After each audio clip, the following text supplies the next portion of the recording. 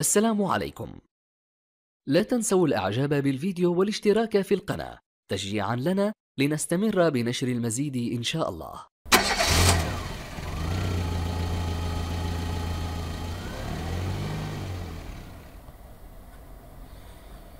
Si l'on compare un schéma électrique et un schéma de parcours du courant, les avantages du schéma de parcours du courant sont évidents. Le schéma électrique devient très vite confus. Chaque ajout se traduit par des intersections qui permettent difficilement de suivre les trajectoires du courant. Le schéma de parcours du courant, en revanche, reste clair. Les différentes trajectoires sont droites et ne se croisent pas. Elles sont plus faciles à suivre et mettent bien en évidence les relations.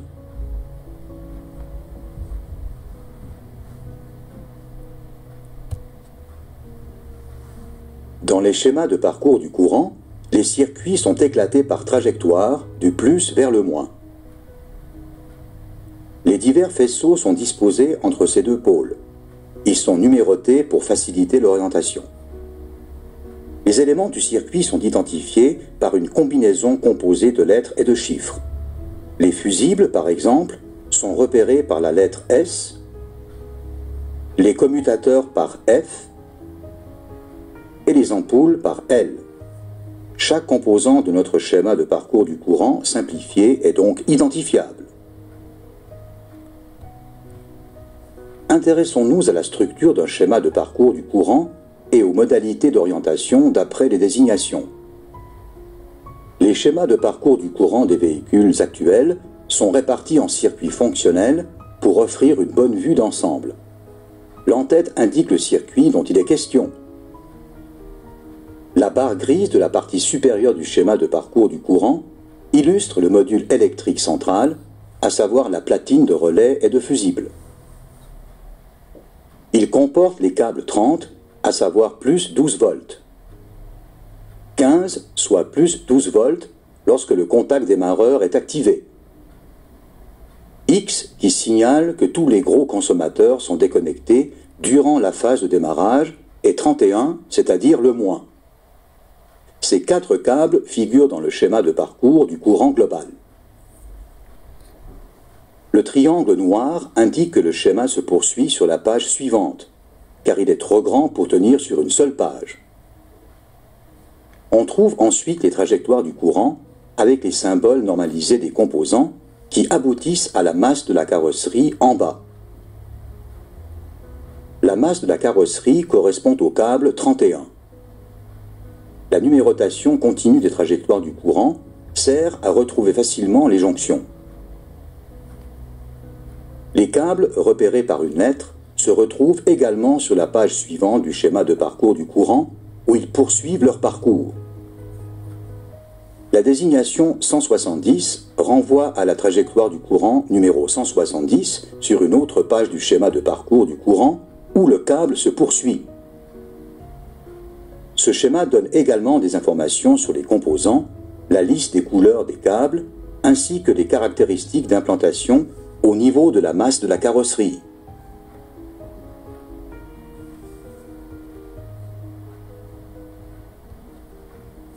Le premier exemple est tiré du schéma 31, folio 2. Il montre les circuits de la batterie, du contact démarreur et du relais de décharge pour contact X. Étudions de plus près le raccordement de la batterie. La légende de ce folio nous indique que la batterie est désignée par la lettre A. Nous la retrouvons dans le schéma. Le pôle positif de la batterie est relayé par un câble noir de 25 mm² via une connexion amovible, lequel est relié au démarreur B. La connexion se poursuit avec la trajectoire 30 où l'on retrouve le démarreur. Le pôle positif de la batterie est aussi relayé par un câble noir et rouge de 6 mm², relié à la platine de fusible et de relais au niveau de la borne Y4. La borne Y4 est reliée en interne au câble 30 par le biais d'une connexion fixe. La borne négative de la batterie est relié à une tresse de masse noire de 25 mm qui va jusqu'à un point de masse fixe sur la carrosserie. Les données afférentes figurent dans la légende. Ce point de masse repart sur deux autres raccords à la masse. Dans le faisceau de la boîte de vitesse est celui des projecteurs. Ces informations figurent également dans la légende. Le point de masse 119 comporte une connexion fixe avec un câble marron de 4 mm. Ce câble repart vers la borne Z2 de la platine de relais et de fusible via une connexion amovible. Là, il est également raccordé en interne au câble 31.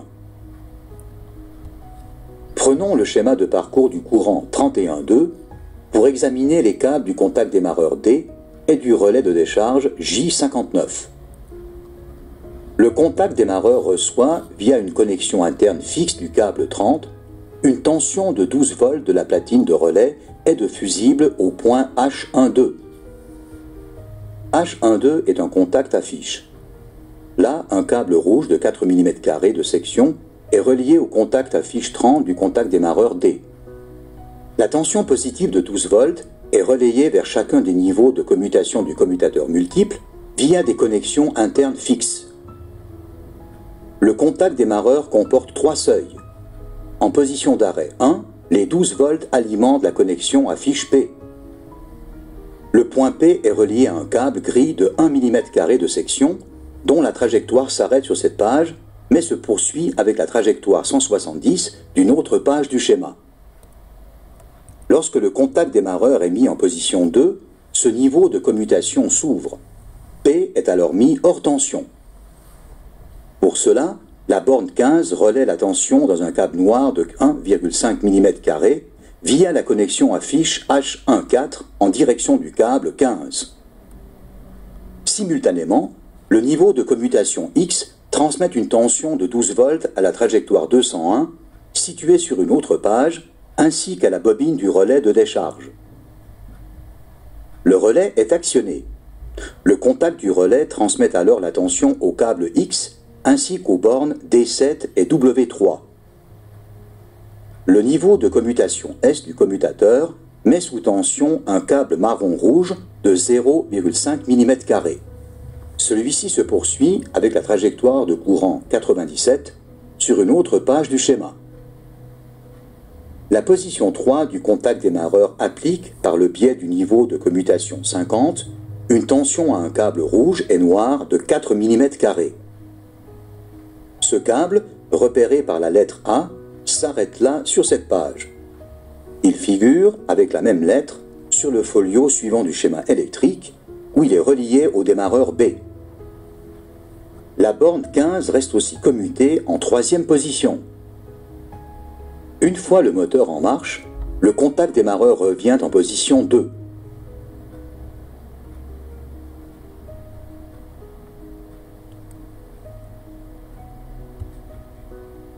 Prenons un schéma de parcours du courant sur 2 pages, comme le montrent les flèches à droite et à gauche de la représentation continue de la platine des relais et des fusibles.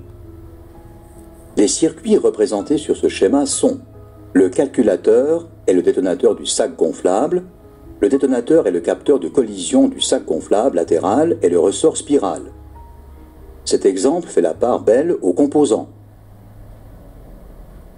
Le calculateur de sac gonflable est clairement identifiable au centre du folio 2. Ses contacts à fiche sont repérés par la mention T50 et un nombre. L'alimentation électrique du calculateur provient de la borne 5 via la connexion de dérivation TV4 située au-dessus de la platine de relais. G179 et G180 désignent les capteurs de collision des sacs gonflables latéraux. Le raccord à la masse dans le faisceau de câbles du sac gonflable est représenté ici. N symbolise les détonateurs des sacs gonflables. N95 et N131 renvoient aux côtés conducteur et passager, N199 et N200 aux sacs gonflables latéraux correspondants. F138 désigne le ressort spiral du sac gonflable du volant. Les connecteurs à fiche sont désignés par T et un chiffre. Leur emplacement précis figure dans la légende.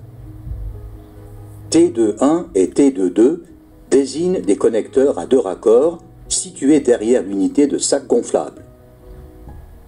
Ce câble est repéré par la lettre A et se retrouve aussi, avec la même désignation, sur le folio suivant 25.3. Nous pouvons le suivre jusqu'au témoin de sac gonflable K75.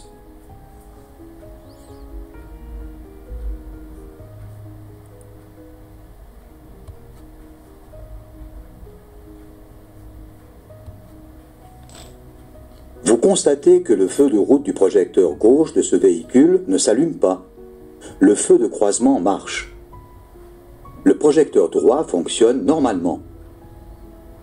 Pour cerner le problème, vous devez analyser le schéma de parcours du courant correspondant et effectuer des mesures sur le réseau de bord. La légende du schéma n'est pas exhaustive, mais les indications sont suffisantes pour cet exercice. Commencez par identifier les composants incriminés. Pour ce faire, cliquez sur les divers symboles électriques du schéma. Un conseil. Observez la position de la commande d'éclairage. Elle est en mode feu de croisement sur le schéma. Faites votre sélection, puis validez-la avec le bouton OK.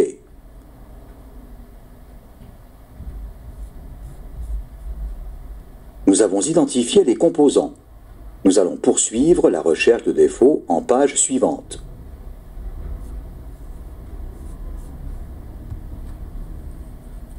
Notre analyse révèle que le problème est dû au fusible S11 ou à l'ampoule L1 du projecteur.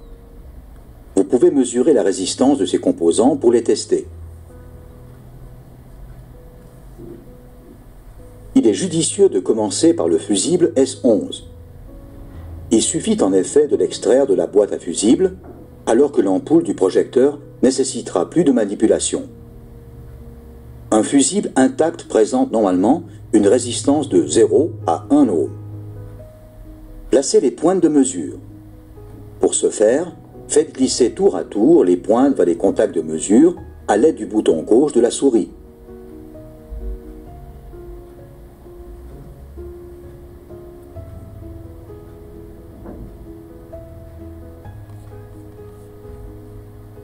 Il nous faut donc maintenant déposer l'ampoule du projecteur gauche, puis la contrôler. Il s'agit d'une ampoule à double filament. Les filaments du feu de croisement et du feu de route sont raccordés au contact supérieur et inférieur. Leur masse commune est reliée au contact central. Placez maintenant les pointes de mesure sur les différents contacts, tout en observant les valeurs mesurées à l'écran. Les mesures ne révèlent pas toute une résistance de l'ordre de 2 ohms. Si vous effectuez une mesure à partir du contact droit, la valeur augmente indéfiniment. Cela signifie que le filament du feu de route est défectueux. Il faut remplacer l'ampoule.